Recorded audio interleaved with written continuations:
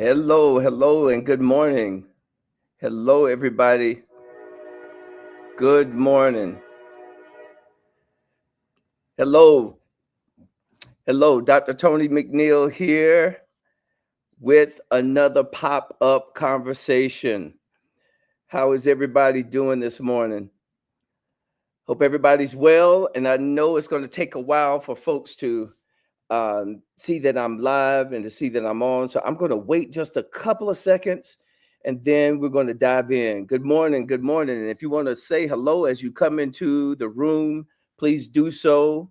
And maybe even cite where you're watching this live from. I want to say good morning to my folks on Instagram as well. I think I'm live over there.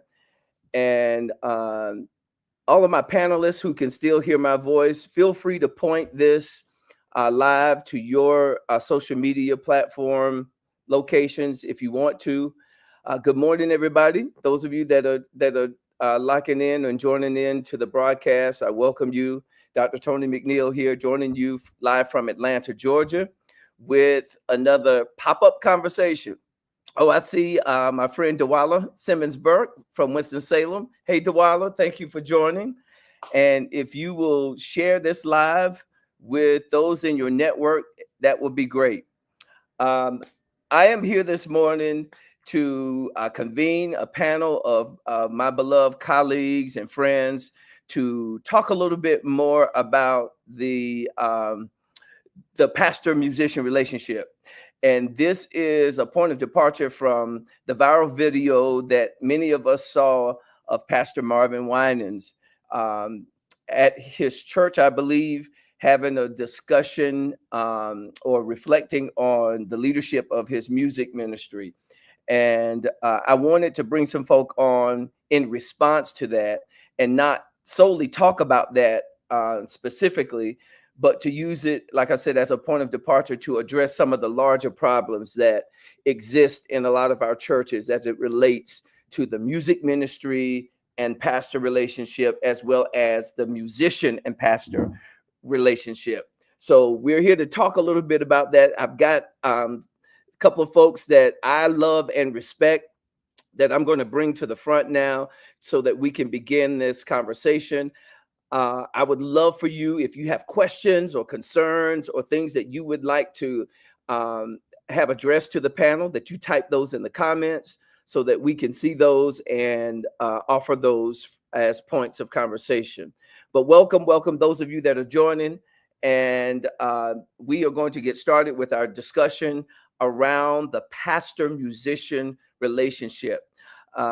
Yes, I see you, Bishop Corletta Vaughn. Thank you for joining. And this video is going to be up for a while, so feel free to come back to it and watch it and share it. Okay, I've got 4 people that I want to bring up one at a time, and as our panelists for this important conversation. The first person I want to bring to the stage is this amazing human being right here, Pastor Leslie D. Callahan, who serves as the senior pastor at the St. Paul's Baptist Church in Philadelphia, who is an avid lover of congregational song and worship and the connections between worship and preaching, and has been a longtime conversation partner of mine on and off social media. So, Pastor Callahan, thank you so much for being here. Do you want to offer some greetings to the people? Thank you, Dr. McNeill. I think that last bit is the most important thing. You and I have been having these conversations the whole time I have known you, which is getting to be a good while now, yes. Since I met you at Princeton Theological Seminary.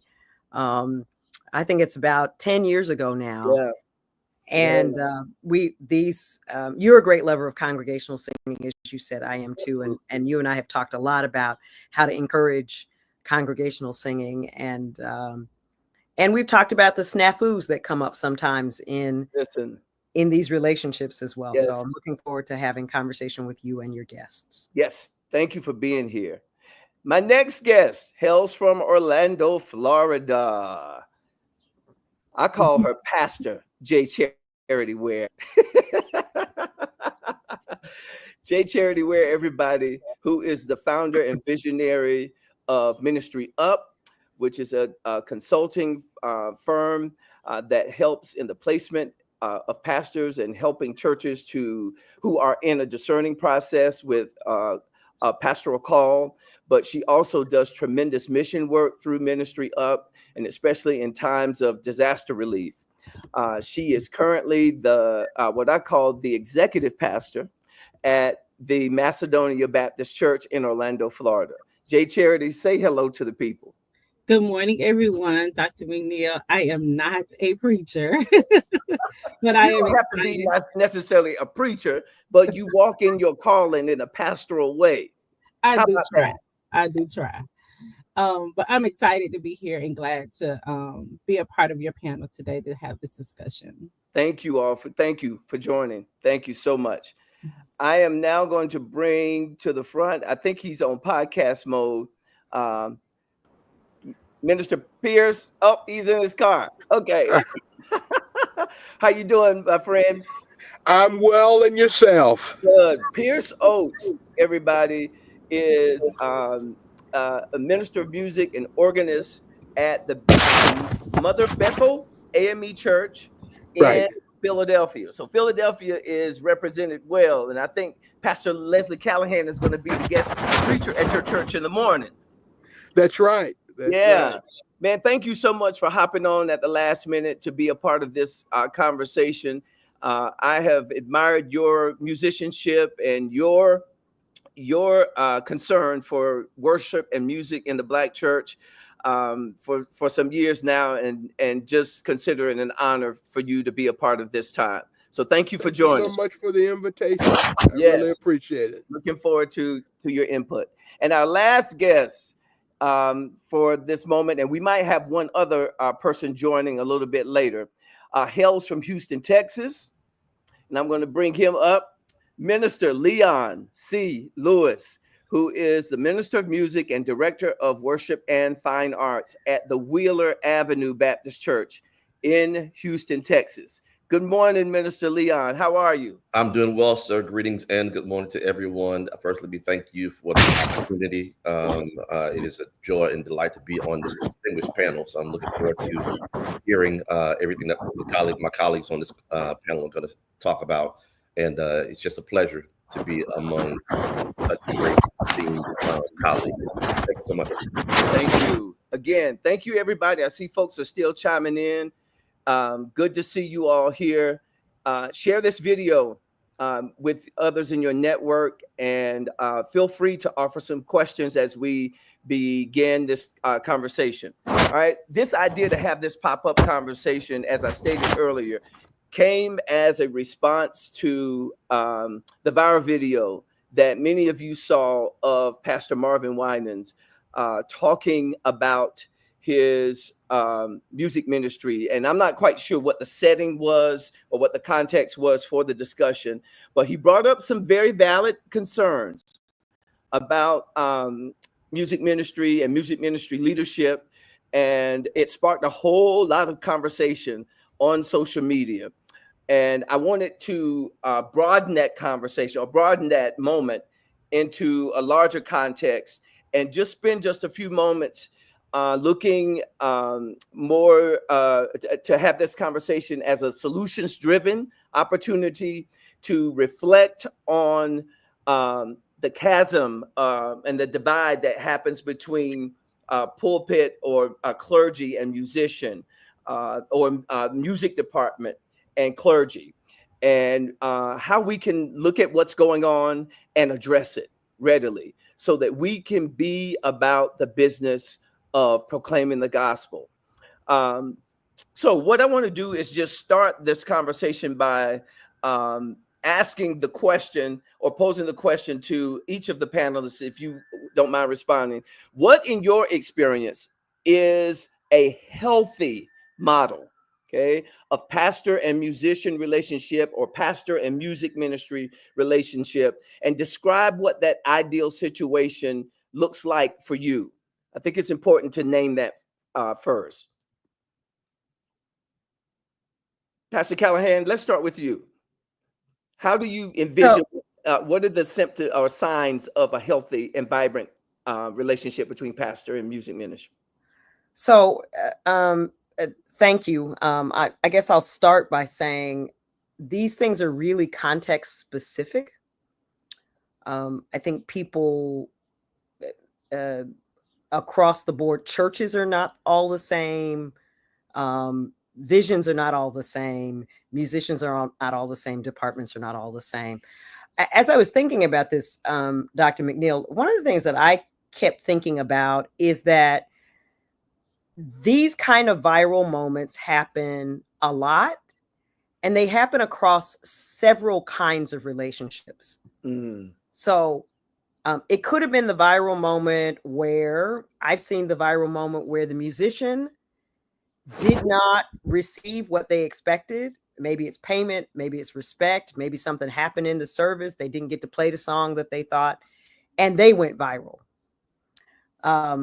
We've seen the moment where I think we all remember the moment where I think it's a tent revival, and the choir tunes up their song, and the pastor's like, everybody is tired of this song. Nobody wants to hear this song again. Don't you know another song? And it starts kind of naming 12 or 13 other songs that maybe the choir could sing instead. But we don't just see it with pastors and musicians. We see it with pastors and deacons. We see it with, so some of this is just about how do we relate to one another. And I think both in the music ministry and in pastoral ministry, I think we probably can all agree that people often act in church in ways that they would never act anywhere else.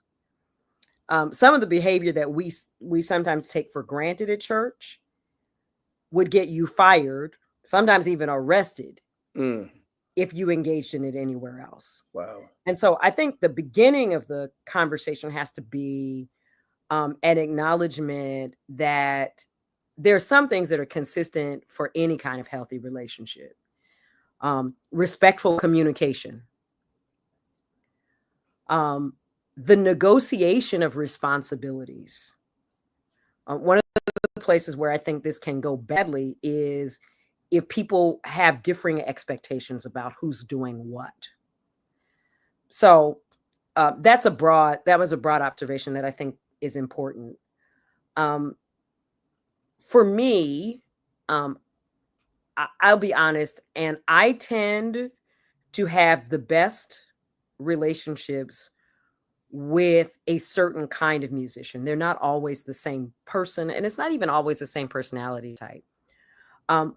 I think that it's really important in my context, and I've seen this over the 16 years I've been pastor of St. Paul's. I've seen it in two really different ways, both the first musician I hired and the current musician who leads our music ministry. They both really share with me a love for a broad range of sacred music. I think the places where I've had the most trouble has been in the place where I liked a certain style or wanted to hear more of a certain style, or more often in my context, wanted to hear kind of a broader range of styles. And I had a musician who really, and I've never had a musician who could only play one style, but I have had, I mean, everybody has preferences.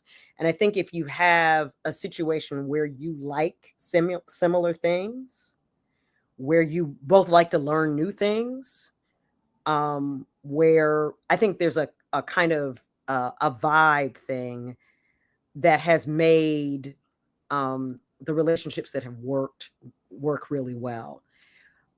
Part of that is that's helpful is each of us being honest about what we liked and about what our interests were and about what our kind of, for me, the kind of feel that I wanted in the worship. And I care a lot. I mean, I'm actually pretty involved because I care a lot about the whole worship experience. Not every pastor is the same in this way. Some people just want to show up and preach. Some people don't even come out for the music. Right.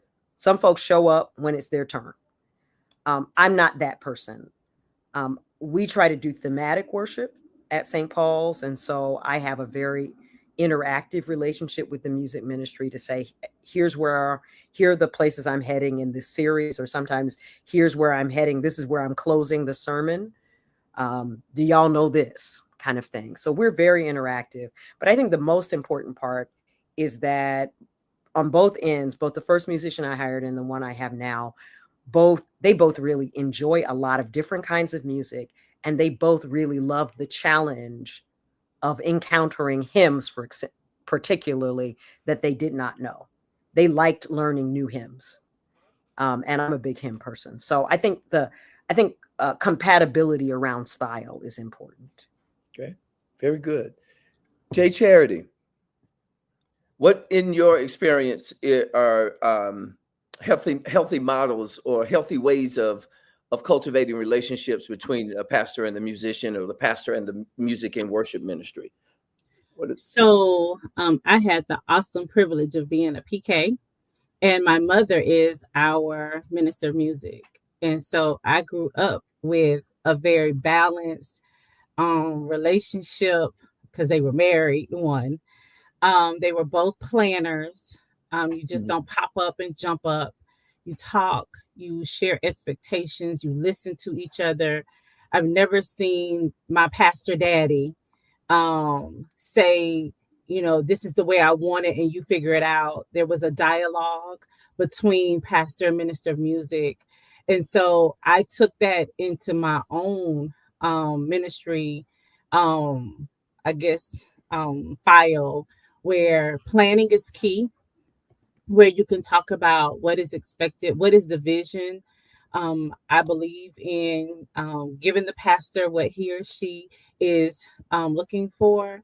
But I feel valued as a staff person when you listen to me, and when you acknowledge that how I feel or the things that I see or the insights I bring to the table are valuable.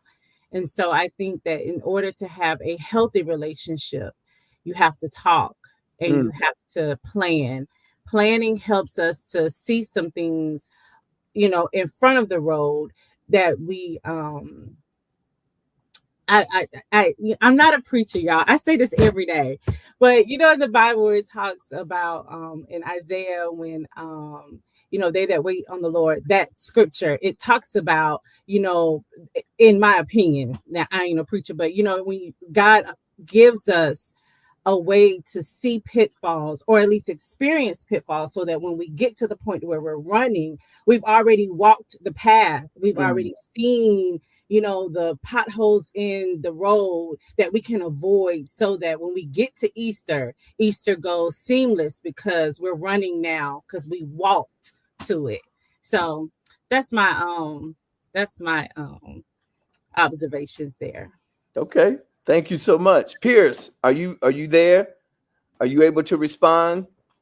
I'm here. Something's happening with my camera, but I'm still here. No problem. What are healthy models of pastor-musician relationships that you have observed, or that you engage in, that promote unity between the pulpit and the choir loft? My very first example is actually from my childhood. My home church never had a minister of music per se, but my first pastor's wife was the primary choir director, and so she was in charge of all the choirs. And she, her name Sandra Springfield, she had a very variety. She had a well-versed palette for music. She never liked to do too much of the same thing with any group. So whatever choir is singing this Sunday, we're going to get a hymn or a hymn arrangement, well, outside of the congregational hymn. If we're not going to get an anthem, we're going to get something, she would say, something to put you in the mind of it. And then a sermonic selection. And that sermonic selection is supposed to pair with whatever the pastor's preaching that Sunday. That was in order to make that happen, well, she would never have to call a meeting with her husband, right? But the example she displayed to me was, however you program your music for the Sunday and throughout the year ought to match the scripture that we've read and what was being preached in the Sunday morning service, right? My very first church job, I assisted the minister of music. It was the same model. We talked on a regular basis. We didn't have formal meetings. Sometimes it was a call and say, "Hey, this is what I have in mind. This is what Reverend preaching. This is what we're going to do." Right. Hmm. And the idea that's always been displayed to me is even if the church has a specific sound or a specific way of doing things, right, there's some of everybody in any congregation. And there's just no way we can always do the same everything. Right. And sometimes it becomes a boring worship experience if it's always the same thing. Growing up a Methodist, I love congregational singing. And the pandemic was very frustrating for me, not being able to have it at all. Um, but in my current situation, what works best for me is we don't formally meet, but we talk. I'm not going to say every other day. We talk frequently about plans using the liturgical calendar. That's one of the biggest bases. Plans with um, how we structure the services, because Communion Sunday is different from the other services, right? Throughout the month in the AME traditions. But how do we make that seamless, even though there is a change? How do we create a way that it doesn't feel as if on first Sunday this happens and then we put that away, we don't ever do it again, right?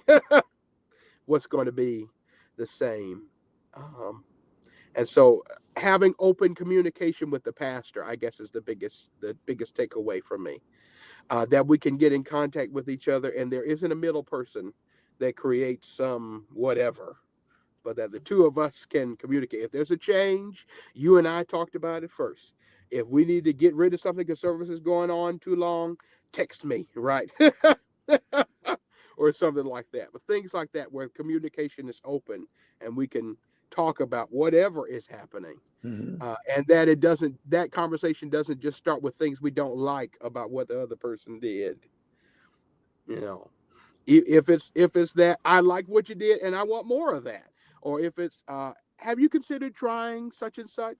You know, I love to pick the pastor's brain about what's in her, because sometimes there are things I'm just not thinking about. It isn't that I can't do it or I won't, but it just didn't cross my mind. After she tells Hmm. me something she wants to hear, great. Now I know what I need to work towards. And these days we seem to like or want to head in the same direction, so it makes it even easier because we're thinking about the same thing on the same level. Very good. Thank you so much, Uh-huh. Pierce, for that feedback. All right, Minister Leon, Yes, sir. talk to us about healthy models of running a music ministry, especially one of your caliber. And I can imagine there's a lot that goes on for you and all of you, and Yeah. and those of you that are watching, regardless of what the church size is, to get you from Sunday to Sunday. And so, what are some of those positive habits that you practice or that you've seen that help sustain a music ministry relationship with its pastor? Yes, sir. Well, let me start and echo the sentiments of everyone else on the panel. The pastor, musician, the minister music relationship, it is just that. It is a relationship. And all of the panelists have wonderfully said that communication is a big part of that. But when you break it down, the success of any relationship has three components, communication being one, but trust and respect are the other two. Mm. So, and the Bible says a threefold cord is not easily broken. So when you have trust, respect, and communication, I think that serves as a healthy dialogue between pastor and musician and or minister of music. So that's the first piece of it. I think what else helps in my context is that the pastor has a healthy vision already of what he or she wants the music ministry to be. Has that vision. Not to say that that pastor can always do it. I'm fortunate that our pastor is the Reverend Dr. Marcus D. Cosby, so he has a rich musical background, starting at conducting choirs and playing piano at the age of 12, on to being the Fisk Jubilee singer, and so on and so forth, just in gospel music. So that helps me a whole lot, but that also helped him to set the expectation for me when I became assumed responsibility as minister of music. So overall, I would say those three components have to be there for a healthy pastor minister of music relationship: trust, respect, and communication. I love that. Love that. We got one more person, and he's here. Pastor Patrick Claiborne, the senior pastor at the Bethel AME Church in Baltimore. Thank you, man, for hopping on. I appreciate you accepting this last minute invitation for this pop-up. How are you? I'm fine. I'm honored to be here. The old folks say I'm in high cotton, so I'm glad to be in the number. I'm a fan of all you guys. Wow, this is awesome. Pastor Patrick brings experience both as a musician and a worship leader, and now a senior pastor. And I'd love for you to respond to the question that I've posed to the panel as well. Yeah. What's your experience and knowledge or things that you've witnessed as healthy habits that exist between a pastor and a music minister or music ministry? Okay. So we met almost 20 years ago through the late Dr. Scandrick. Yes. And so he and my parents were friends, and my parents are musicians, and so I grew up in a musician's household. Interestingly, I grew up in my grandfather's house, though. So my mother's father, he was a pastor, AME pastor. So kind of got the best of both worlds, even though he died when I was very young. So what I see as successful relationship between pastor or the pastoral ministry and the music ministry is healthy communication. I think I heard that being said. Yeah. I think a transparent agenda. What is, because the pastor is supposed to set the vision. And I remember my father was the minister of music for, maybe 30 years at the church. And he just talked about always following the vision of the pastor, right? Never bucking against that. He said, son, you don't have to be in line with somebody. You don't have to follow them.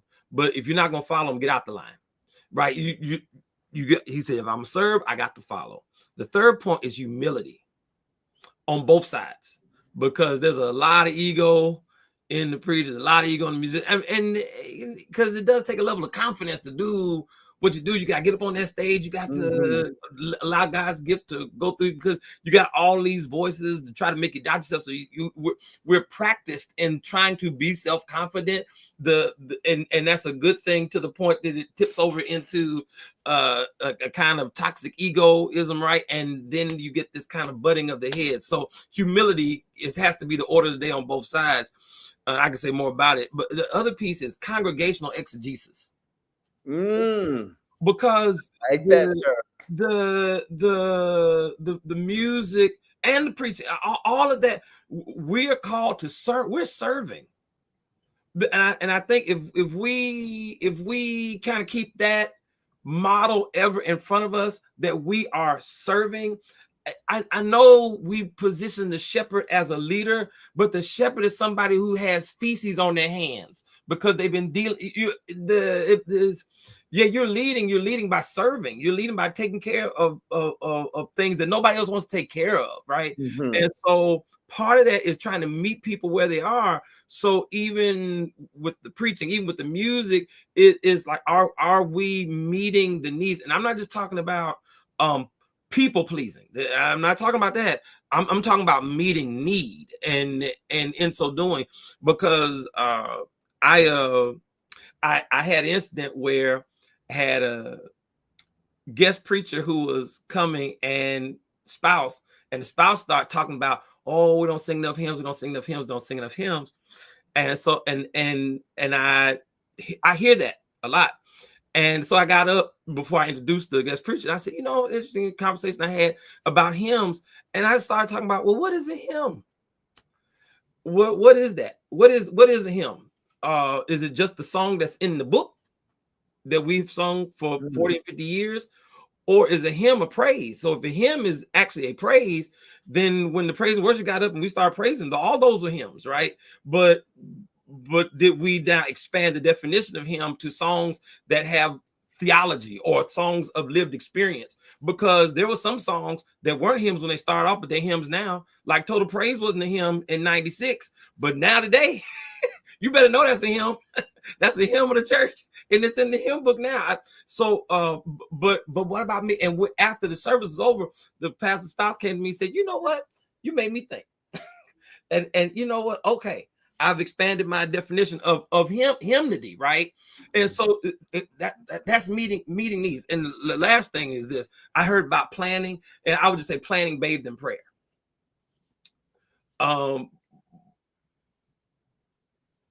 I don't know how folk are planning worship and not praying.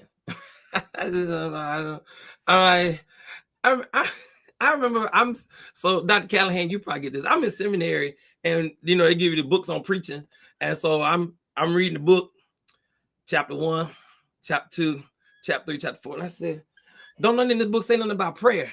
We both be preaching. Is anybody gonna talk about prayer and preach? I was surprised how many textbooks on preaching and nobody talked about prayer. Talk about planning worship. Anybody talk about prayer or fasting? Or when we talk about how we're gonna put together a worship service, it seems to me I don't know. Maybe I'm wrong.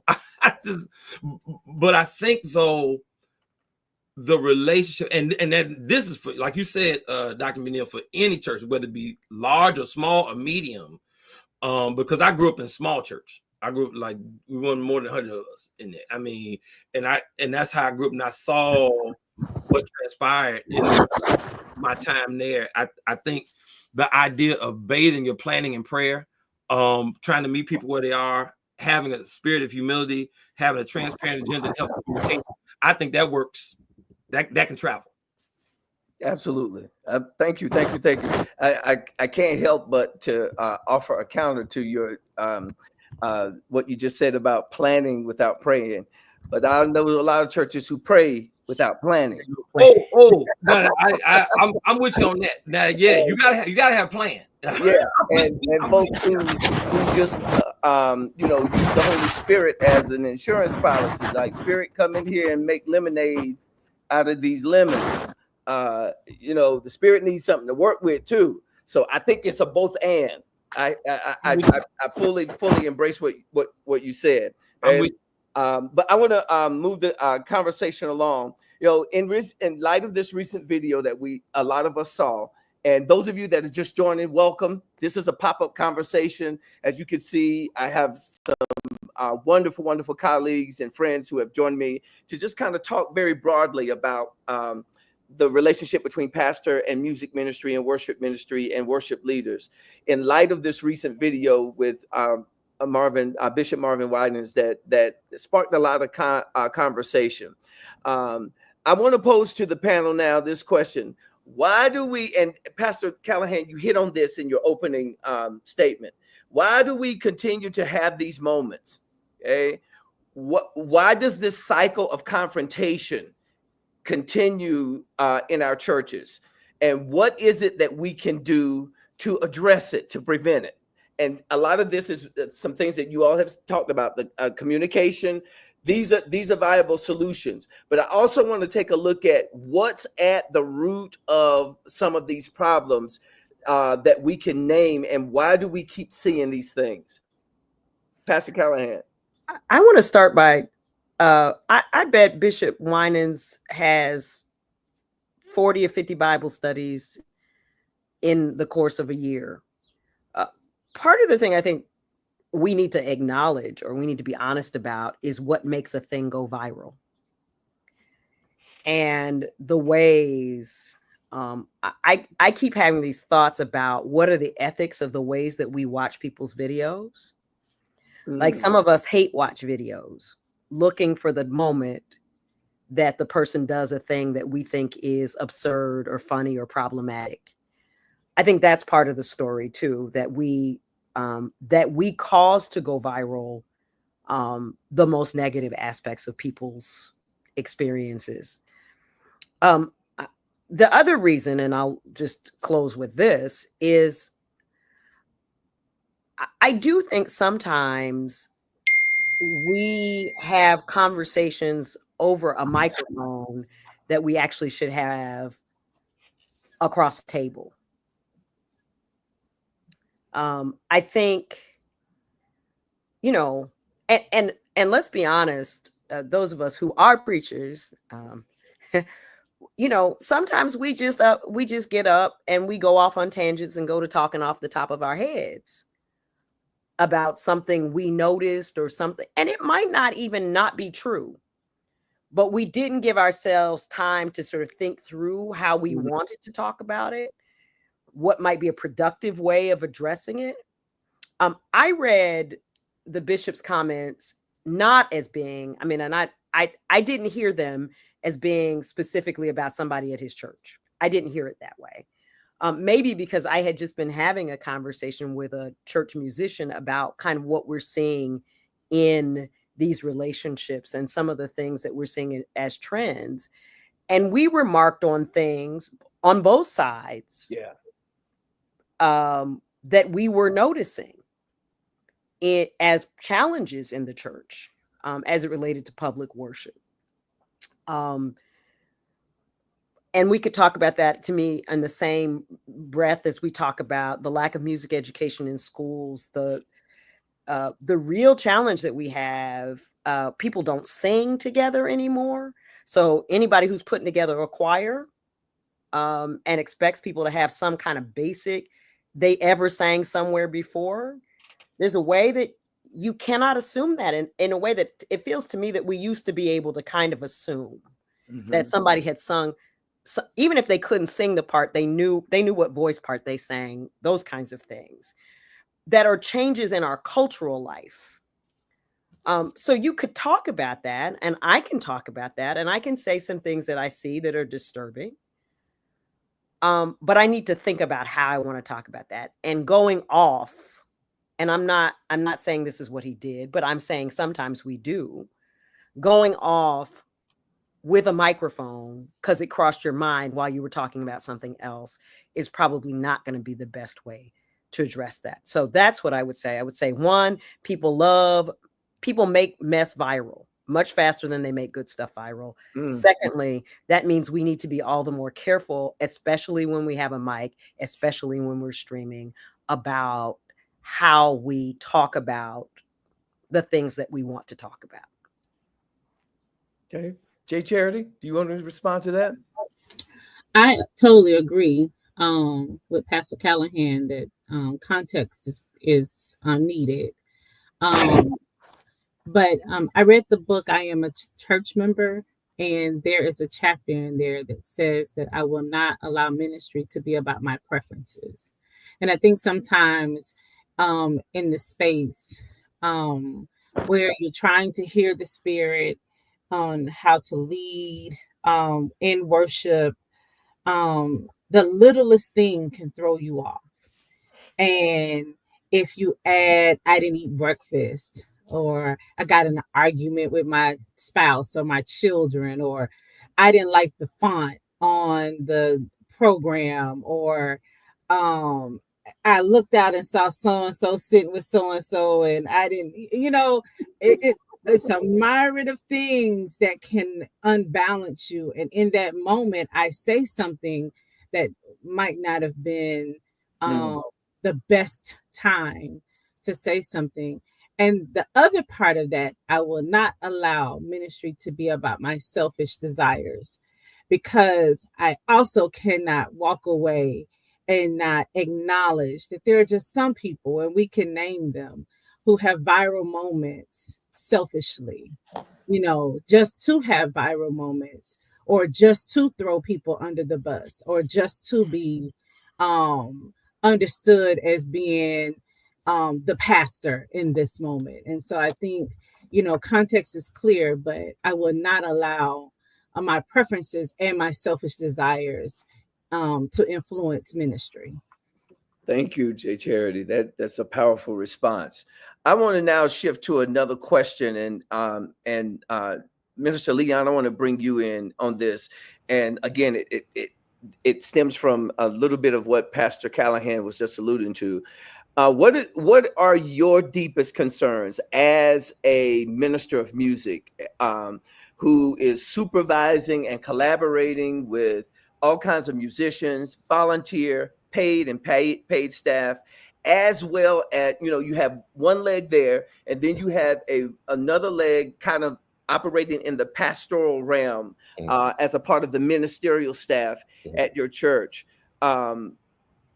understanding those dynamics of what you do, what are the concerns as it relates to the pastor-musician relationship that you have now for where you're working, and also for the landscape of worship and arts around where you serve in your city?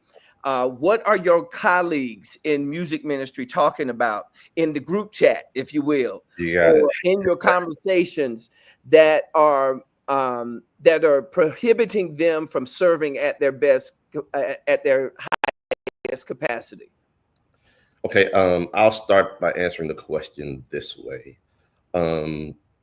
I think one of the main things we have to understand as leaders, especially in my role, is that there is the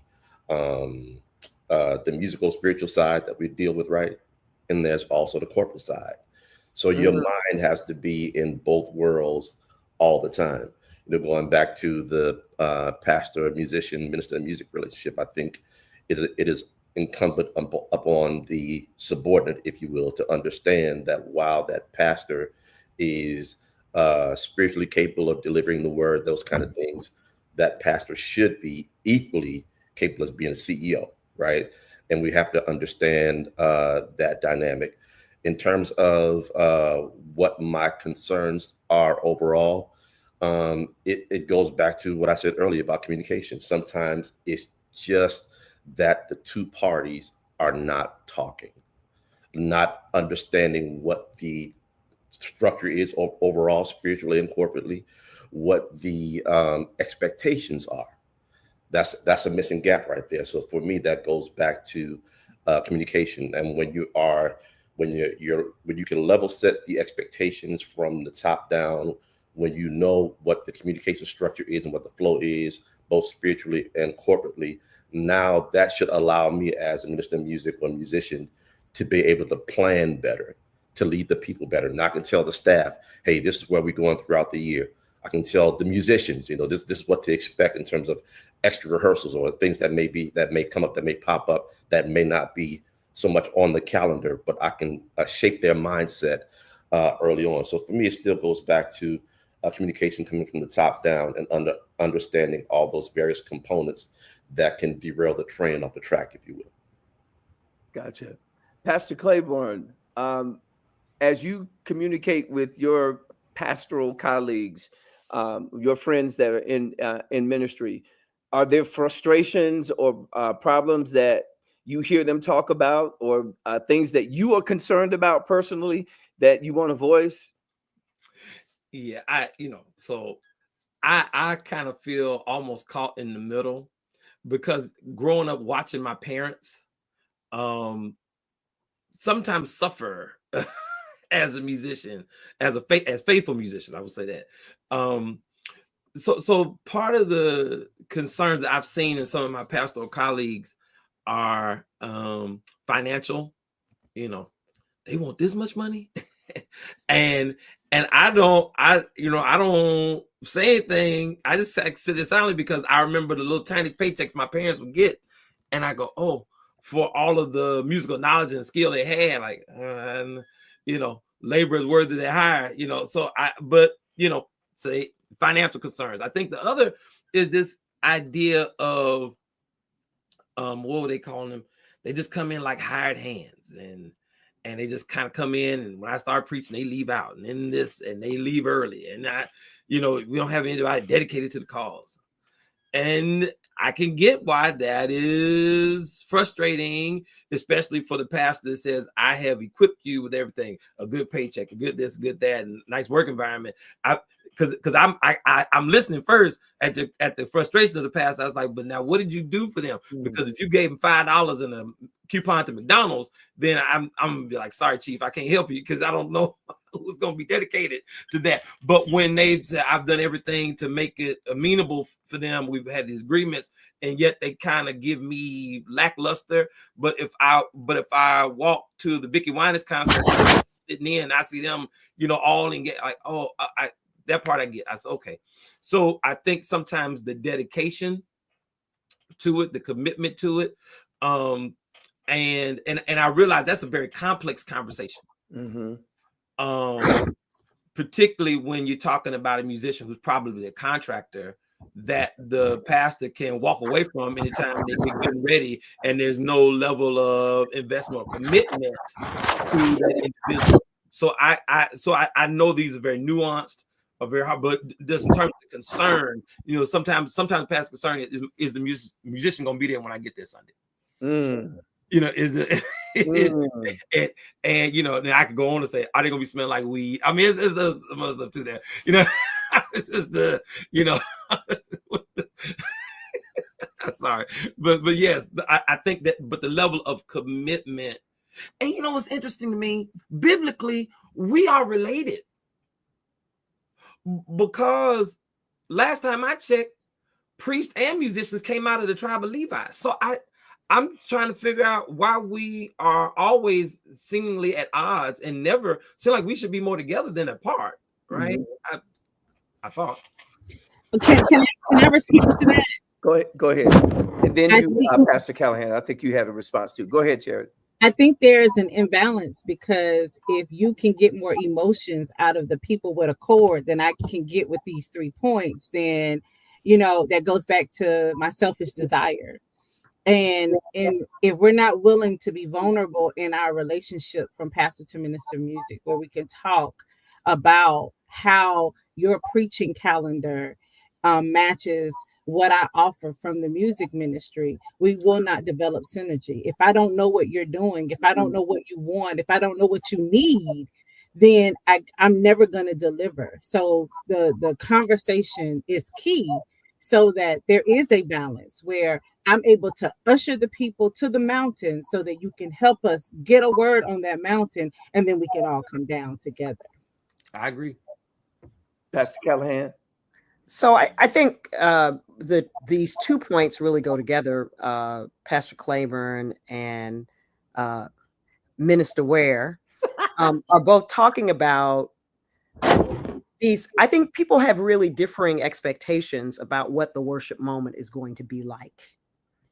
And I think those are the things that at the level of content that Bishop Winans was talking about, the very things that you're describing. Did you show up to rehearsal, music leader? Did you show up to worship when you were supposed to be there? Did you what are the expectations? Now, some of those things get communicated ahead of time. Dr. McNeill, in your comment, talked about sort of the interview process and the hiring process, where those expectations should be clarified. But nobody shows up to the hiring moment and shows they're behind the way that they might do later on, right? Like nobody comes to the Sunday where you're the guest musician and leaves while the pastor is preaching, right? That doesn't happen till 2 or 3 months into the relationship. That doesn't happen at the beginning of the relationship. So I think one way to deal with those kinds of things is to have performance reviews and the kinds of basic HR stuff that you would be expecting to have. I think the question, though, that pastors are sometimes raising, that, by the way, first gets raised about pastors themselves. So in scripture, when Paul is writing about who does it for the money, he's not talking about the musician. When Jesus is talking about hirelings, he's not talking about musicians. I think this question of why are we doing what we do is a question that has to be raised for everybody, whether they're paid staff, whether they're preachers, whether they're musicians, whether they're lay leaders. What are we doing and why are we doing it? And then I think all of us need to be asked and asking, how do we know when we're doing it well? That's good. Every church is not the same. The shout is not the measure of doing well in all of our churches. And quite frankly, even as preachers, I think we would preach better sermons if we were less concerned about whether or not people shouted. I think that those considerations and concerns can be problematic for anybody who's doing this. So I think this question of what makes worship good, that should be an interview question, that if we don't agree about that at the interview stage, we're definitely going to have problems in the relational stage. One of the questions I always ask musicians who interviewed with me is, what's your favorite worship? Like, where's your worship space? Like, what's the thing that takes you in? Because if you don't know, wow, how can you lead somebody else? Yeah. If you don't have a thing that takes you in, and then I tell them what takes me in musically. We don't have to do that every week, but having a basic sense of how do we all connect to God? How do we all connect to people? I think is part of, and I think we lose sight of that. I think we should get the pay things situated. What can we do? And can you do what we need for what we can pay you? Whew. And then your check needs to be on time. You should never be wondering where your money is. So that's my last piece about that. See, you getting ready to shut it down. These are some incredible points of wisdom that all of you are bringing to this topic. And I'm seeing the comments, the reactions that folks are having. And thank you all for coming and joining and being a part of this impromptu conversation around pastor and musician and pastor and worship ministry. Pierce, I want to bring you into the conversation. Are you still there? Pierce, is he gone? Okay, well maybe he'll be back. I'm just going to post this to any of you to respond. When you encounter a rough patch within the music ministry, okay, be it between pastor and minister of music specific, or the pastor's frustration with the music ministry overall, okay, how do you resolve it? Okay, conflicts within the ministry and or conflicts that affect or are exposed to the entire congregation. Okay, how do you deal with the mess when it happens? Not if it happens, when it happens. You know, the music department is known as people call it the war horse of the church. You know, the warring department of the church. Nobody typically in most churches, it is the ministry that meets most often, usually, or typically that was the case probably before COVID. And so the opportunities for conflict to arise are increased by the fact that people come together more often. But when it happens, how do you deal with it? Okay. Pierce, are you there? I guess not. So I'll leave it open to anybody to respond to that. How do you deal with the conflict when it happens? I'll start. Given this particular question, for me, I have to start from a place of prayer. That's number one. Number two is I need to understand and deal directly with this specific issue. A whole bunch of things cloud what actually is going on there, right? Once I'm clear on that, I have to trust the Holy Spirit to lead me to the Word of God to help me resolve the conflict, if you will. And once I'm able to have that conversation, connection, whatever it may be, then my next responsibility is to lead with love after that. Because if I can't show if I'm still feeling the way, if you will, that's still not going to solve the issue. So I would offer those four points there. Thank you, Leon. What about you, Pastor Patrick? Oh, well, I guess it depends on the kind of trouble it is. Because if it's a legal trouble, I have to take a whole nother approach via my church law as well as the government laws. So if it's a legal way. But if we're just talking about something that's not necessarily illegal, but we're just talking about church messy kind of, I think if it, and two approaches, if it's a conflict between, say, me or minister versus musician or that regard, then I have one approach. If it's just internal to the music department, I have another. If it's me and musician, I go right to the person. Hey, do we have a problem? Let's sit down. Let me hear from you. I want you to hear from me. I don't want any go-betweens. Let's hash this out and let's find common ground. And let's discern where maybe one of us has stepped the wrong way. How do we step right? Is there recovery from this? If not, then how do we part ways as amicably as possible, right? If it's something that's just more internal to the music department, then, and because sometimes what'll happen is they'll try to keep stuff from my office. So it didn't need to get to you. You're too busy. You don't need to. It's if it gets to me, then I just want to. I hold leadership accountable. So who's the leader? Let me hear from you. What is going on? Who are the participants? What's happening? Okay, and then just make the assessments. And then I guess almost doing like a risk management thing. Okay, what's happening here? What's in danger? What's in jeopardy? Right? Because some you talked about Dr. Callahan, people not being used to choir anymore because they didn't grow up in choir.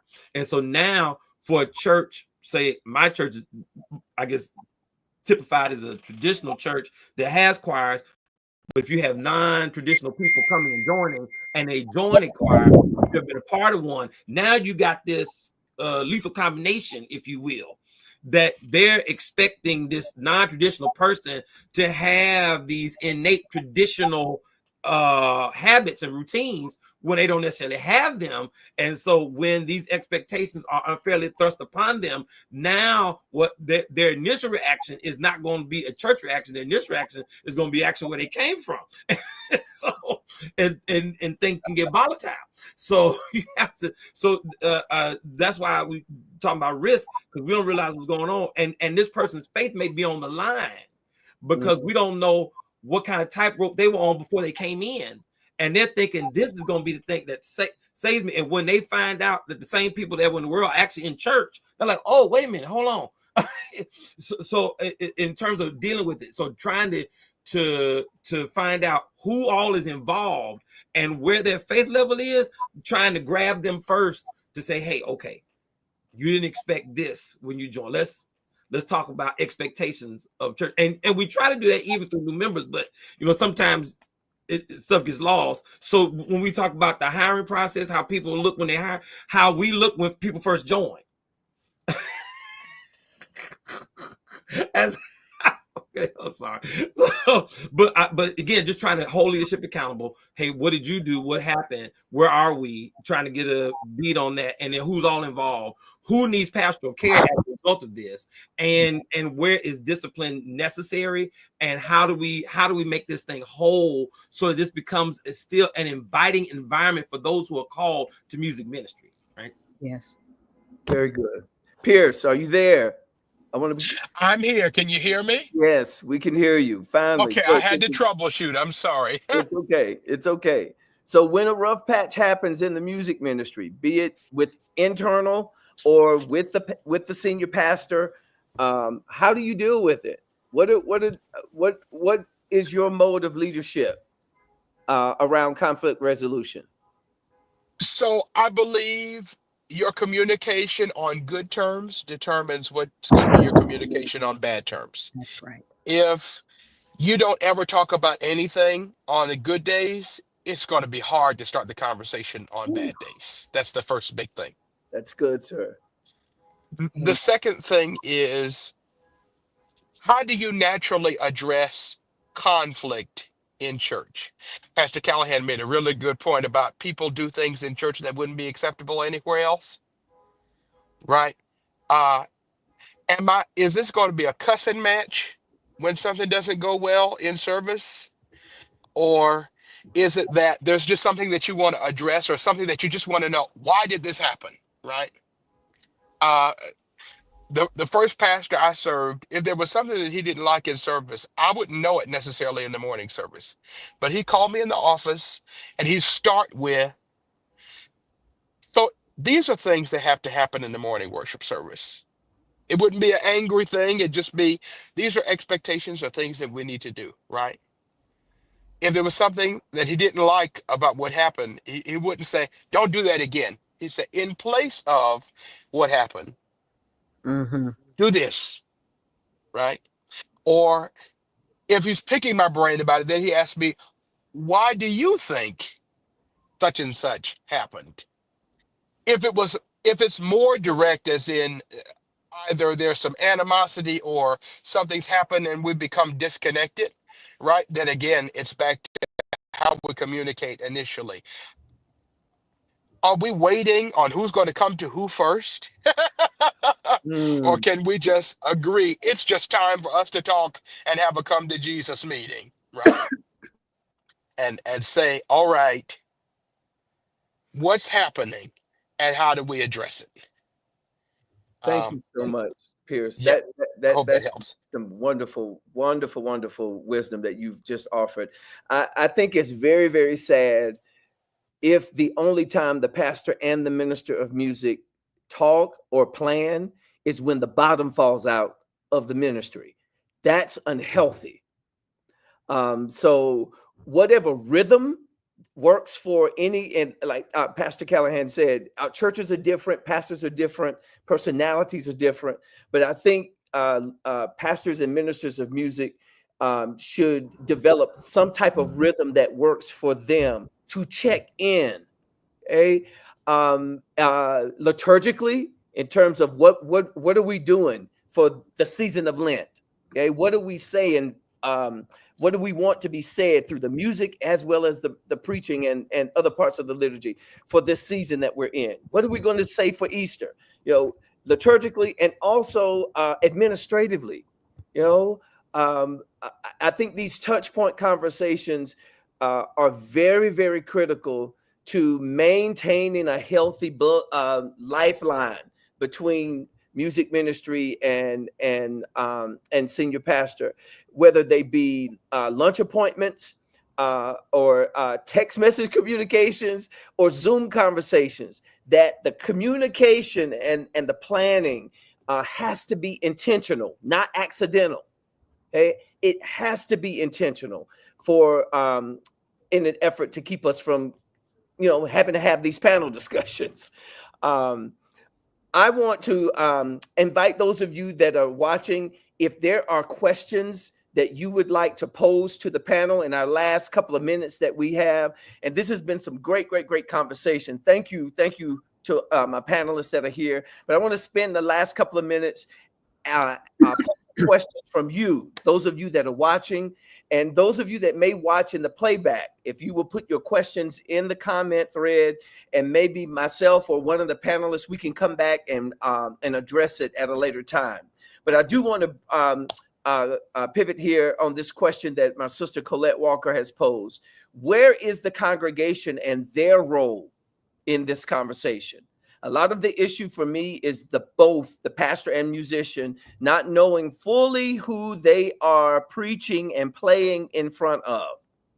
It's a three-leg relationship: pastor, psalmist, people, where sometimes only two of the legs are acknowledged. Who would like to address that? Pastor Callahan? I will say that's where I started in my first comment in talking about the context. I think the congregation, which ideally includes the pastor and musician, like that interaction, we're not separate from that interaction. We're actually part of it. But that's the essential context. There have been many times where the musician, the choir, whatever, the music staff, and I are like, we got it. And we get there and the church is like, oh, apparently not, right? So that's absolutely the case, that everybody has to have an ongoing, and then sometimes we're surprised. We're like, they tend to like this and not that. And it's like, well, let's just try this because it really works thematically sometimes. And the congregation will like, so you don't know. But that's absolutely right. We do our work in, God, the people, and us, and it has to work for all of the parties. That's absolutely right. Wonderful. Thank you, Colette, for that that wonderful question. Are there any other questions or observations that any of you who are watching have? Put those in the chat, and I would love to bring those before the team. There was another. Oh yeah, there was a comment from my friend Patrick Love in Charlotte, North Carolina. Y'all know the song "Write the Vision, Make It Plain." He wrote that. This is him. Yeah, Patrick Love. He said, "If I may, I didn't get that his comments, I think he's referring to Bishop Winans, were directed at musicians alone. I took the context to be about the church participation overall, period.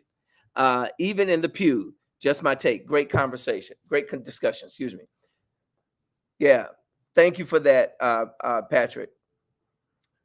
Okay, any other questions, specific questions for the panel?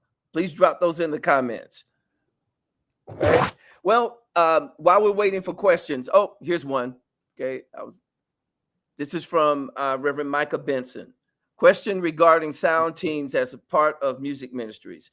How do disagreements get worked out in the age of live streaming? Anybody want to address that?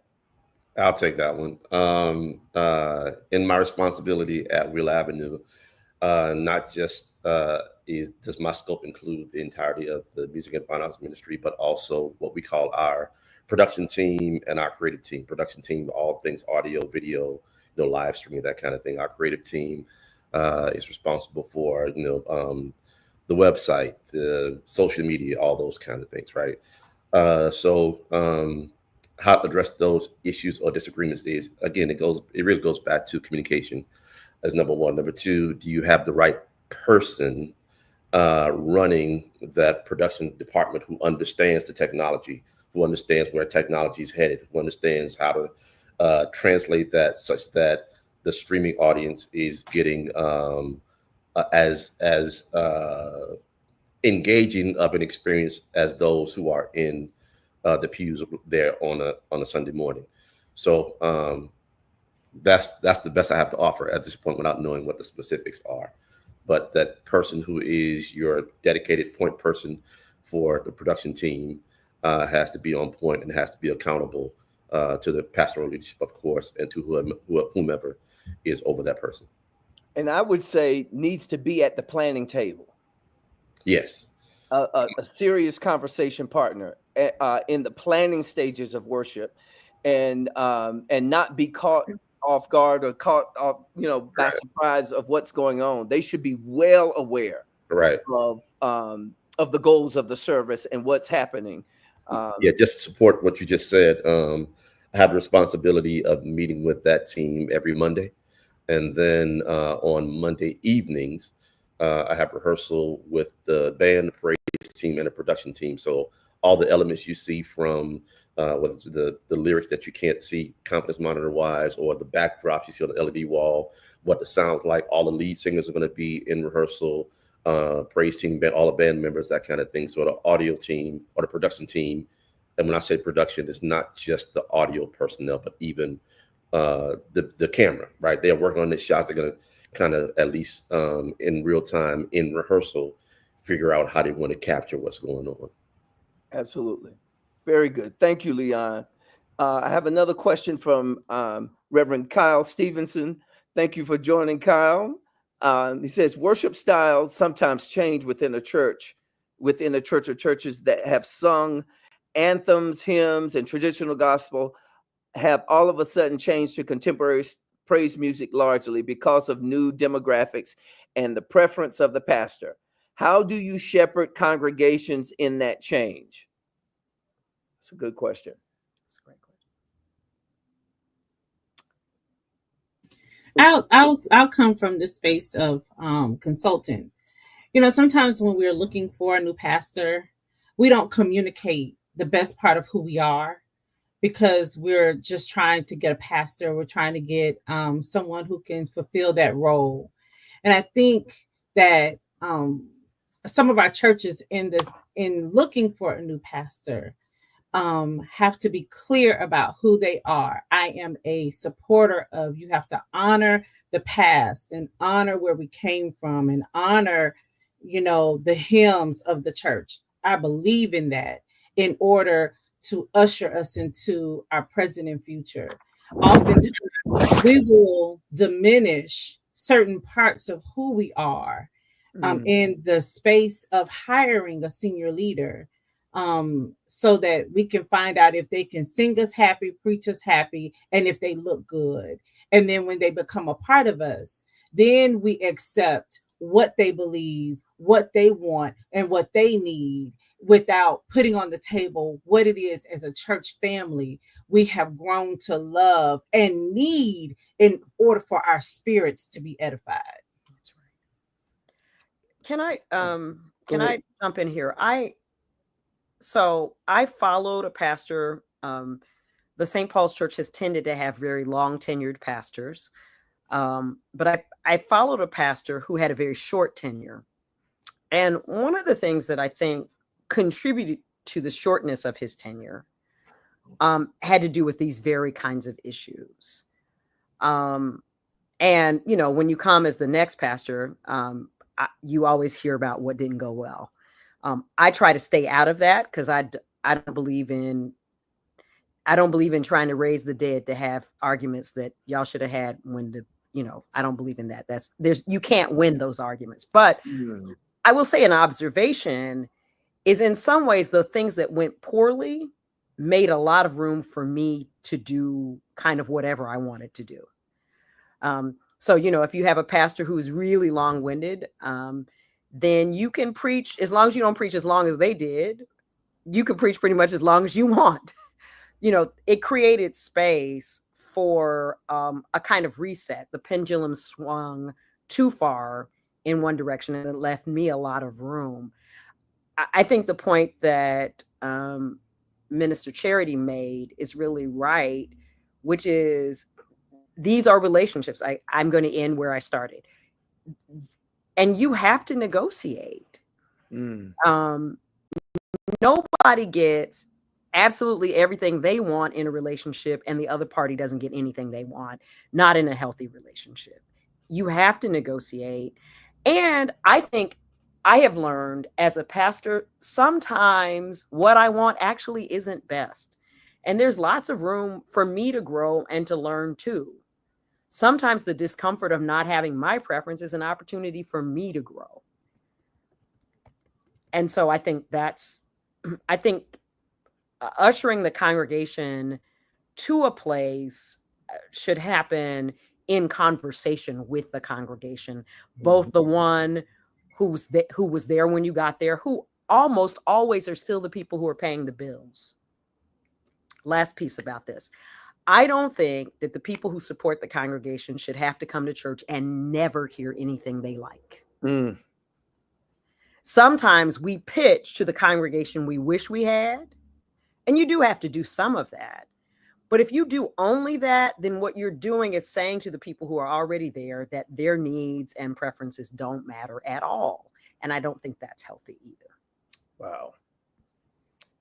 Wonderful, wonderful, wonderful. We have one more time for one more question, and I'm going to post it right now. This is from Pastor Donna in New Jersey. Good to see you in the chat. Welcome. It says, all of you spoke about planning as part of the healthy communication. Can you say more about your process and how far in advance you plan so execution of the plan doesn't put undue pressure on the musician, choir, or department? Very good question, Pastor Donna. Go ahead, Pastor Patrick. Let's see. So we put out the calendar for a whole year. So, toward the back half of a year, we put out the calendar for a whole year. And while you can't plan for everything, the big things, right? Holy Week and Easter and Mother's Day and Christmas and Lent, all these things. So you put that out there, and so you kind of know, all right, here. So where the big services come. And there's an agreement with musicians, worship arts, sound and tech. Okay, how much time do you all need? Because these are the big thrust days. How much time do we need out in there? So we need at least a month, 2 months, 3 months. Okay. And so we start coordinating that. There's always the week to week. So in staff meeting every week, we go, okay, what went well this past Sunday? What didn't go well? Okay. What's coming up this next Sunday? Because we've planned out the month's worth of worship services, kind of who's participating, what's happening, what's going on. And I think you're right. When you do that, it doesn't put undue pressure. And if something falls through the crack in the last minute, because you have planned, the plan is like the safety net. It catches you. So it's like, oh, well, we just need to find another person, or we just need to modify this element within the structure. This plan is now we're jazz we improvising, but we got the structure. We just need to make a different move here, right? And I just had to say, my confession, God takes care of babies and fools. And so I haven't been a baby for a long time. So clearly I'm a fool, because God has surrounded me with some tremendous people that, I don't know where I'd be without them. I got my Red Brown Clark on one side. I got Jamel Strong on the other, and person, Reverend Jeanette Smith, who used to work journalism, TV journalism, and was then the media director for World Changers for Dr. Creflo Dollar for a number of years in the early 2000s. And so, like, I know what a rundown was. Okay, we need mic number one for this, mic number two. What we doing? And so to have all of that in terms of planning, so they know what microphone so-and-so is going to use, and they know, what lighting and what lighting. Okay, yeah. So all of that, and having them at the table. And I think, to the point, we celebrate the good. So we're always talking, but so the conversation isn't about, okay, this all went wrong. Hey, this went well. This went great. Wow, this was awesome. You guys did, kudos. And then, okay, well, can we change this? Maybe not so much that, because that probably didn't do what we had hoped, right? And the conversation has a kind of balance to it.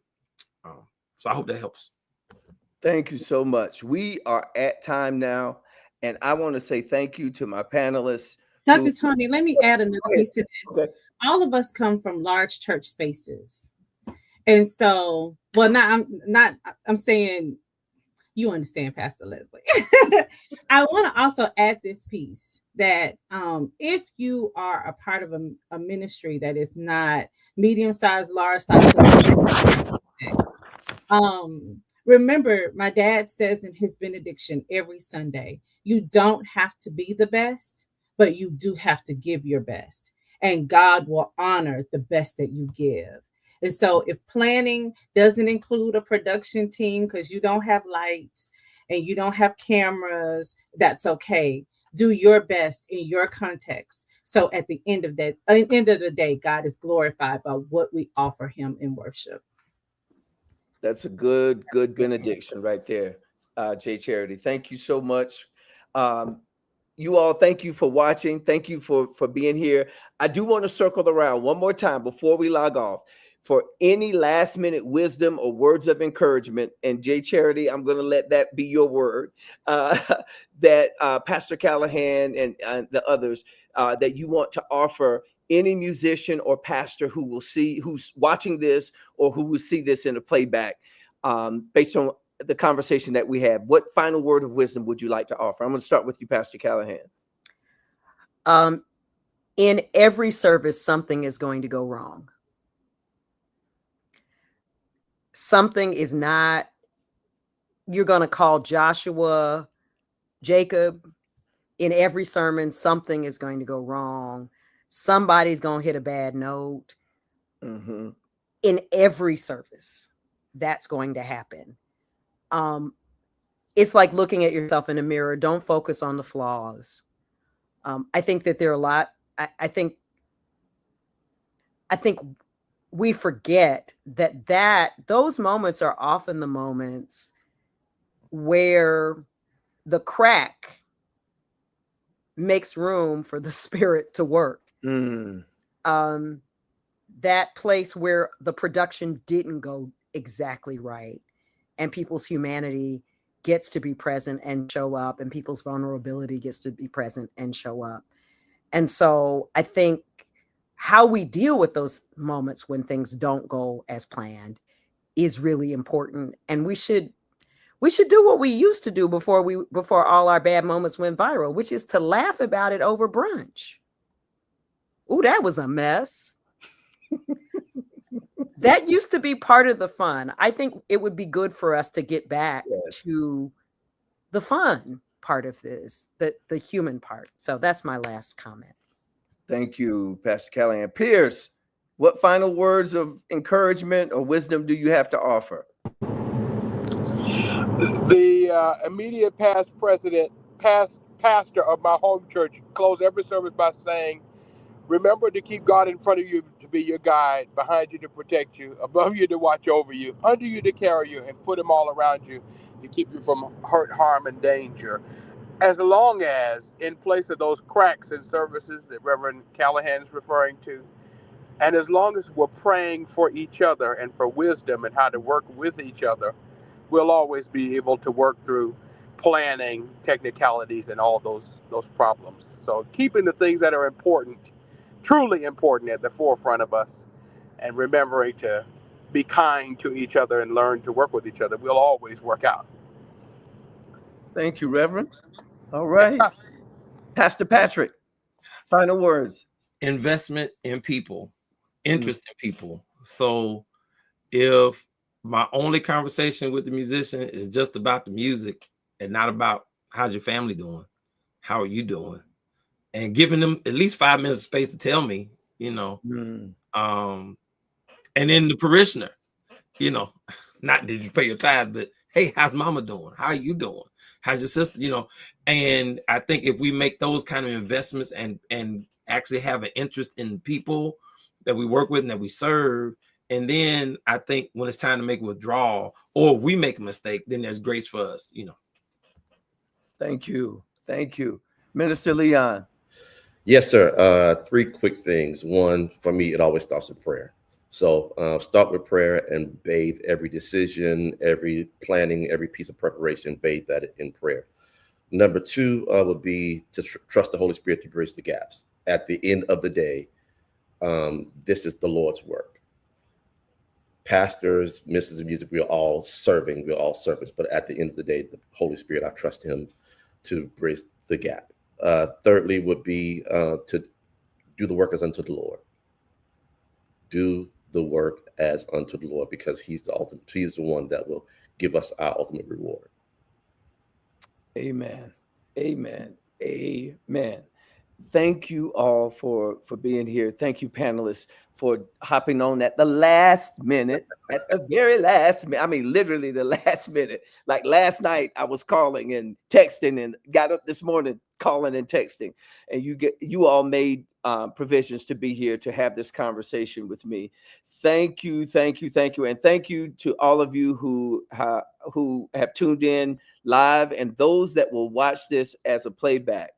I do want to put this up and offer the opportunity for you to make a contribution. If this conversation has helped you and been an inspiration to you, I solicit your help in helping me to bless the panelists who have joined us today, who have taken time at the last minute to come and not only as a favor to me, but to pour into you. And I would love to give them a little gas money and something to buy some eggs with. Okay. It's hard out here in these Trump streets. Okay. So I would greatly, greatly appreciate any donation. If you found value in this conversation, that you invest in the conversation so that we could be a blessing to those that have blessed us. The Cash App is there. It's Maurice M. That's my government name. It's the name that Miss Bessie gave me. $ Maurice MAURICE McNeill, and there are 2 L's in my name. A lot of people spell my name with 1 L, but I'm a 2 L McNeill. All one word. And I'd be happy to receive your donations so I can pass them along to these very fine people who have joined the conversation today. Thank you, everybody. Thank you, everybody. Repost this conversation. Send it to your music ministry. Send it to your music staff. Send it to your clergy buddies. Send it to folks you're going to seminary with, so folks can sit down and engage in this wonderful conversation that we've had today. Thank you, everybody. Have a great Saturday, and we'll see you next time that we decide to pop up and talk. Love you guys. Thank you. And panelists, stay on for a second. Stay on.